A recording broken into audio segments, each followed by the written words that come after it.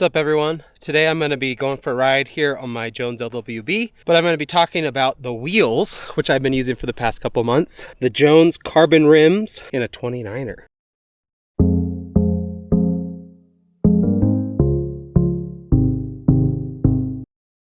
I'm going to apologize ahead of time. I have been sick for like 2 weeks. Still have a little bit of a cough, a little bit of a runny nose. Can't get rid of it. But either way, glad to be out on a bike. Over the past year and a half, I've tried out a lot of Jones products. First was the loop bars in both the standard rise and then the 2.5 inch rise. Tried out these tires, the Duro Crux, in both sizes, the 29 and the 27.5. Those aren't necessarily theirs, but they worked with Duro on them. And then I got the LWB and then later the SWB. In general, I have loved every product that they have made or sent. That's not going to be the case for everyone. It just really matches up with my riding style and the things I value in a bike. One of those things, especially, is 29 plus. And that's what the LWB that I'm on is really designed around, is 29 plus. So 29 by 2.8, 3 inch, or in the case of the Crux, and a couple other tires, a 3.25 inch. One of the greatest things about the Jones though is it's just very simple design. It's rigid. Most people are riding it one by with cable disc brakes. There's not a lot to go wrong. You can mount stuff. You know, it's just a simple, reliable bike. So that brings me to the topic of today, carbon rims. That might seem a little outside of what you'd expect from Jones. Now, when most people think of carbon, I'm gonna read your mind right now. You're probably thinking of cross-country bikes, performance, lightweight. Take my glasses off because they're fogging up. That's not the point here with Jones. The first thing that I noticed, aside from it being carbon, was the internal rim width. So looking here, these two numbers right here, that's telling you the outer diameter, but right here, 49.56, this rim is 56 millimeters wide on the outside, but 49 millimeters on the inside. If you've never really paid that much attention to rim width, especially inner rim width, I think that's what most people focus on. But if you've never really paid attention to that, that might not be a big deal to you. But the truth is, there's not a whole lot of rims out there that are 49 millimeters internal. For most companies, most brands, if they are still making them, it's going to be 45 at the most.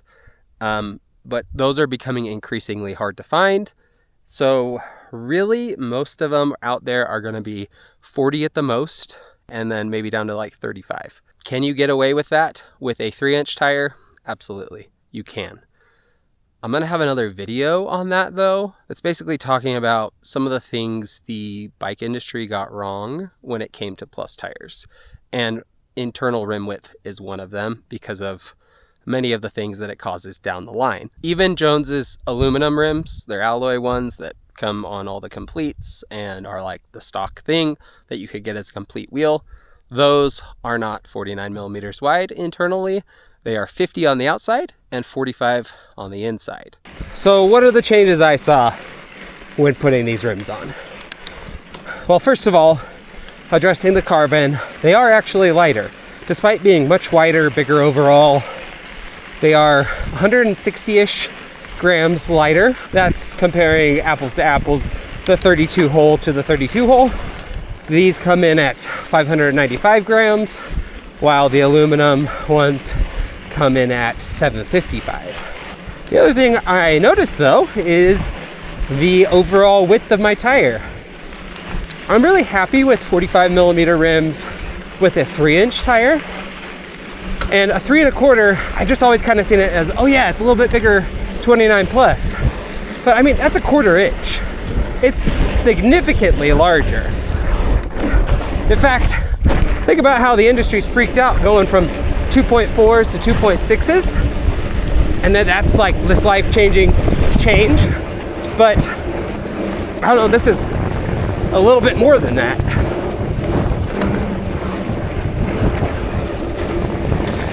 So when I moved these from the alloy rims to these carbon ones, measuring at the tread, I gained almost 2 millimeters, which again does not sound that much, but have I noticed it?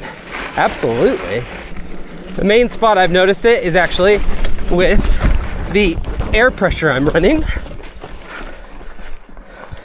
Typically with a 3 1/4, you know, I'd run probably like 12 in the rear, 10 in the front. Generally, maybe 12 and 11 is more my average. Obviously, it depends on what I'm riding and stuff. But I've been able to drop a full PSI going to these. Full PSI does not sound like a lot. I'm saying that a lot today in this video, that all these things sound like minor changes, minor differences. But the float, the traction, all of that, it's been amazing. It's like I'm taking it up a notch from a 29 plus to a 29 plus plus. Just a little floatier, a little more fat bike like. A single PSI can make a giant difference when you're talking such low pressures, because you're doing basically a 10% change or more, depends on what you were running.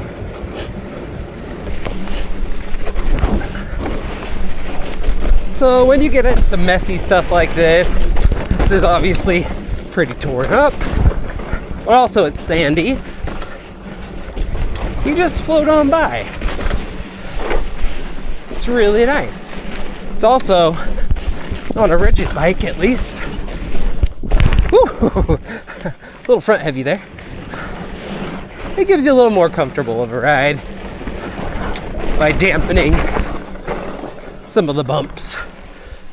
The right pressure is everything. Oh, this is super loose and steep. The right pressure is everything with plus tires. So I don't know. I didn't want to run the same pressure in these 3 1/4s as a 3-inch, and I almost was. I was only 1 PSI off, really, on average. The other major advantage to these rims, something I didn't even think about, but when I spoke with Jeff, he brought it up as part of the design, and that's that the, I don't know what you call it, that outer wall on the carbon isn't a sharp edge. It's actually more like a blunt edge at the top, you know, like where it meets the bead of the tire.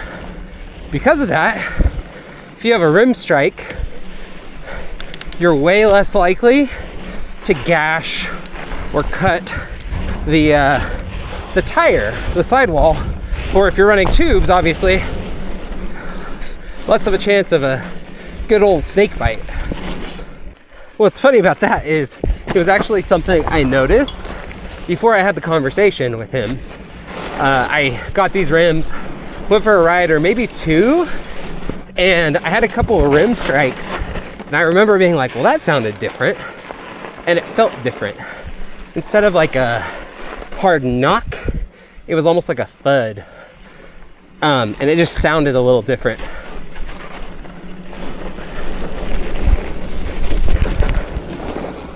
If you're someone that's got carbon concerns of cracking or things like that, I did too, especially being a heavier rider. But I spoke with Jeff about it, and he said he's had very, very few come back with issues like that.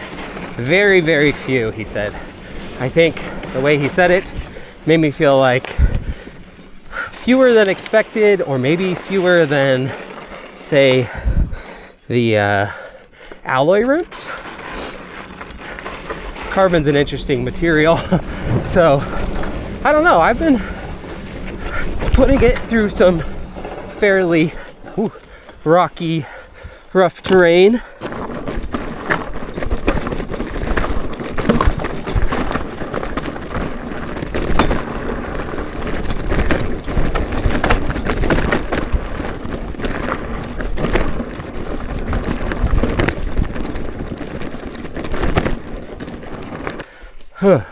I don't know these trails very well right here.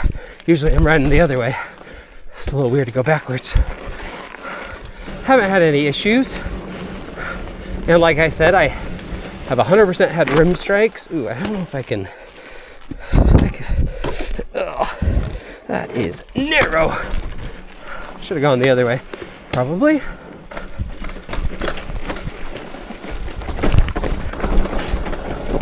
See, and I didn't even rim strike there.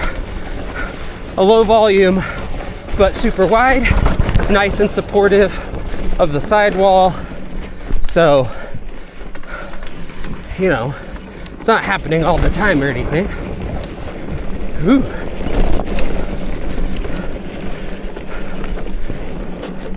I do think these would be a little too wide for comfort for me, for maybe a 2.8. That's probably the bare minimum I'd go. Although I'm running 2.6s on a 45i, and I like that. So I don't know, 2.8 definitely. 2.6, I don't know. That seems, you'd get the tire really squared off. But 2.8 to 3.25, definitely. And honestly, you could even run bigger tires. If they made a 29 by 3.8, I'd run that on these.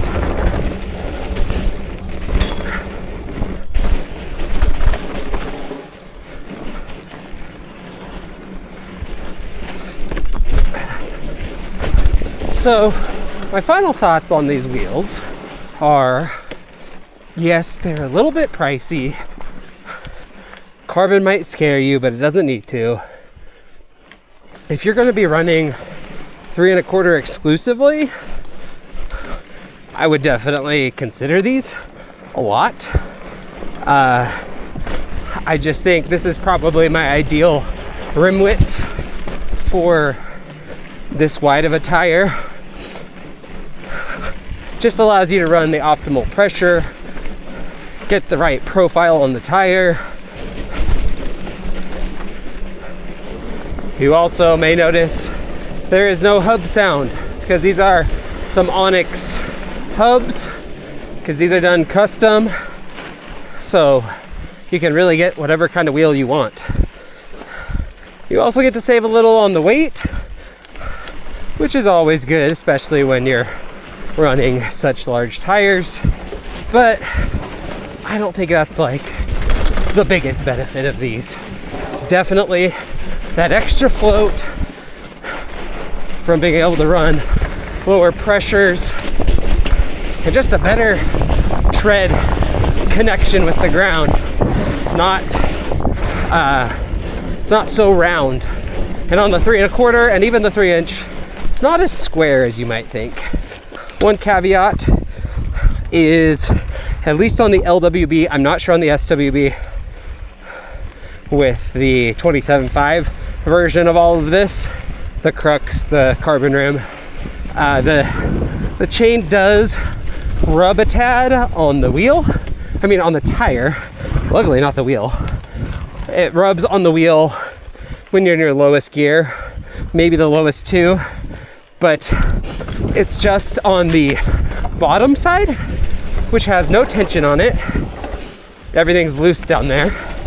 And then it's also like, oh gosh,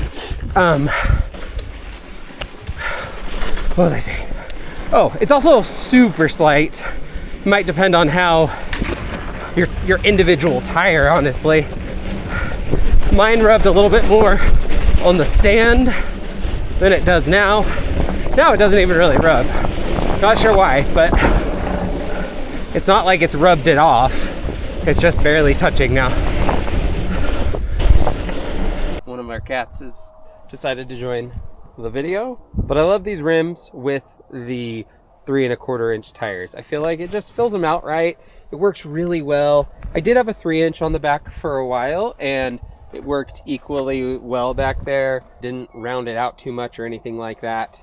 But yeah, I think that if you are in the market, you want some lighter rims than what Jones offers on the Complete, I would really highly consider these. They set up really well. really easily. They're just a really good overall rim. And if you're someone who really wants a higher engaging hub, then you're probably going to be building a custom wheel set anyway. And so I would really recommend looking at these. So while you might think that a carbon rim goes against the Jones philosophy and everything like that, just making it more complicated or maybe seems a little racy, that's not what they're for. They are for added width, a little bit better tire and tube protection if you are potentially, gonna have some rim strikes, things like that, as well as you do get the weight benefit, which can help with acceleration and things like that. But I want to say thanks to Jones for sending these out for me to try out, as always. And if you want to learn more about them, I'm gonna put a link down in the description so you can look at that. And yeah, go look at Jones's website, go check out some of my other videos. If you enjoy this, be sure to subscribe, and thanks for watching, and I'll see you next time.